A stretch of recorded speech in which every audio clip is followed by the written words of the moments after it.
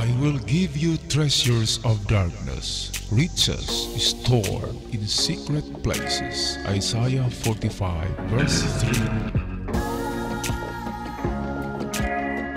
3. Magandang buhay mga ka-TX. Meron tayong natanggap dito na litrato, pictures ng napakagandang marker for treasures. Sana ay gawa ito ng Hapon. Okay, kasi meron ding mga magagandang marker sa bundok pero Pinoy na ang gumawa at pampalito lamang. Okay, katulad din ito itong aking na-decode noon na magagandang pagkamarka sa bato. Okay, at treasure marker ito. So ito, atin to bigyan ngayon ng analysis partially. Okay, so ano bang meron dito na mga karakter? Okay, itong narito, ito ay ganito lang to. Dinagdagan siya sa ibabaw.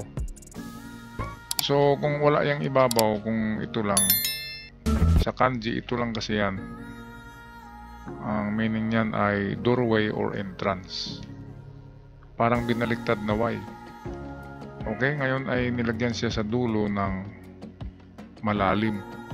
So ibig sabihin item. Okay, ngayon merong kin, nagsabi na merong gold. Kin symbol or gold. And then merong H. Ang kahulugan ng H na yan ay referring to the emperor. Ang mga emperor treasure minsan ay minarkahan ng ganito, ganyan. Ano ba ito? Yung nagaganyan.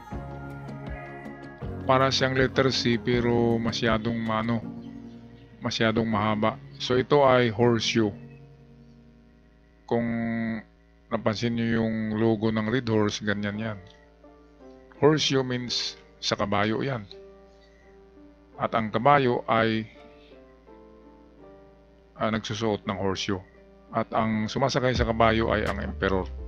Kaya horseshoe means emperor treasure pa rin. Kagaya rin ng H. Ang H ay means Hirohito. So emperor pa rin yan. And then ang 8 or ang tinatawag na Buddha, yan ay emperor treasure pa rin yan. Kung bilangin natin ang kanyang alpabeto, bilangin natin sa alphabet ang 8, A, B, C, D, E, F, G, H. Ang H ay 8 pa rin. Kaya itong tatlo na ito yung mga treasure ng emperor kung nakatatak sa bato. Ngayon itong narito mga ka-TX, so emperor treasure yan. So nagsasabi na ginto ng emperor nasa box. Hindi natin alam kung anong box yan, concrete box, wooden box ba yan, pero sigurado na malalim yan at secured. Ang pag-asa lang natin dito, baka giveaway itong tinuturo nitong maliliit na sign dito. Okay, so ito indicator din yan ng treasure box. So ngayon natin hanapin ang nito, ang direksyon. Alin ba dyan sa mga sign na yan ang tuturo ng direksyon? Una, meron akong nakita sa gilid. Ito, and then merong dot. Yan ay papunta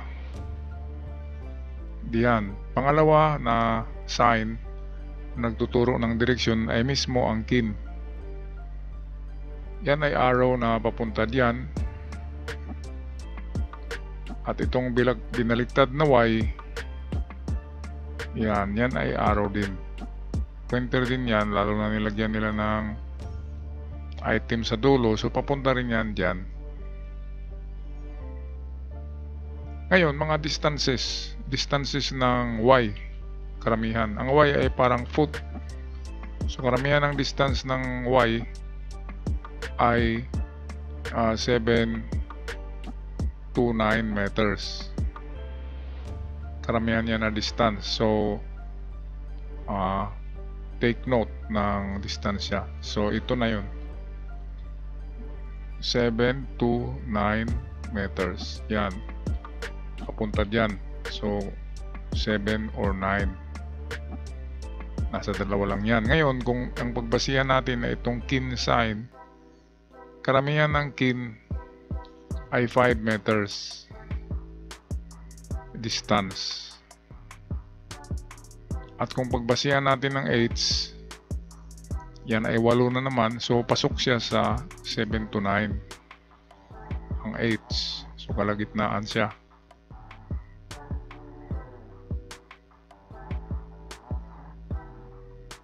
Ngayon, kung pagbasihan din natin itong maliit,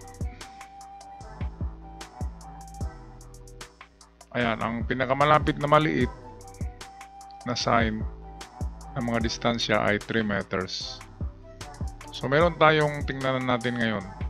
Meron tayong 3, meron tayong 5, at 7, 9. So, ito na ang ating mga distansya. 3, 5, 7, 9. So, meron tayong 4 na test dig or pwedeng gawing kanal. Diba? Gawin nating kanal. Ito na direksyon papunta doon. So, pinakamalapit ay 3 meters, pinakamalayo ay 9 meters. So, yan. 3, 5, 7, 9. Okay, lahat kasi yan nagturo pa itaas. At kahit na itong kahit ang kanji na ganito, na halos kamukha niyan, ang ganito na sign yan ay big. So, hindi naman yan big kasi walang nakaganyan. So, kung nilagyan yan sa ibabaw ng ganyan, and then nilagyan pa ng isa, ang kahulugan yan ay langit or heaven. Ang heaven ay itaas. So, kung ganyan yan, na pinutol lang dito, na wala yung isa, so kung meaning yan ay heaven or up, heaven or itaas, so ibig sabihin niya, doon pa rin ang direksyon sa norte. Dito pa rin yan, dito, ito pa rin na direksyon. Kahit na ibahin natin ang meaning, kahit hindi yan letter Y. Ngayon, kung entrance yan, meaning niya entrance, wala kasing walang sign na nagtuturo na dito sa harap. Itong mga sign nakaharap lang yan, pero walang nagtuturo na nasa harap. Lahat nagtuturo ng likod. Kagaya na lamang nito, itong maliit dito, likod din yan, may dot. Itong kin ay likod din ang tinuturo. Ito, palikod din yan. Ay lalo na itong letter Y, sa likod ang turo niya. Okay, pero kung wala sa 3579 sa likod dito, kung wala dito na portion, wala tayong ibang puntahan kundi ang harapan. Ang harapan yan, ano lang naman yan, mirror image. So, ganon din ang mga distansya ang gamitin natin. Pinakamalapit 3, 5. Ito talagang 3, 5, yan talaga ang magandang distansya. Itong 7, 9, mga adjustment na ito kapag hindi na natagpuan sa 3, 5. Okay, so ano nga bang dito mga ka-TH? Pwedeng merong golden Buddha dito. Emperor treasure kasi ang golden Buddha. So pwedeng may golden Buddha nakalagay sa ito, sa treasure box or concrete box. Pero pwedeng ang kahulugan din yan ay bunker. Ito.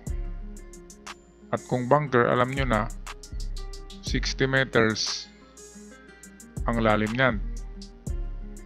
Kaya pwede itong ating tag-decode ay itong dinicode natin ng mga distansya na entrance ay pwedeng entrance lang yan to the tunnel. So halimbawa, ang iniisip natin ay ang lalim.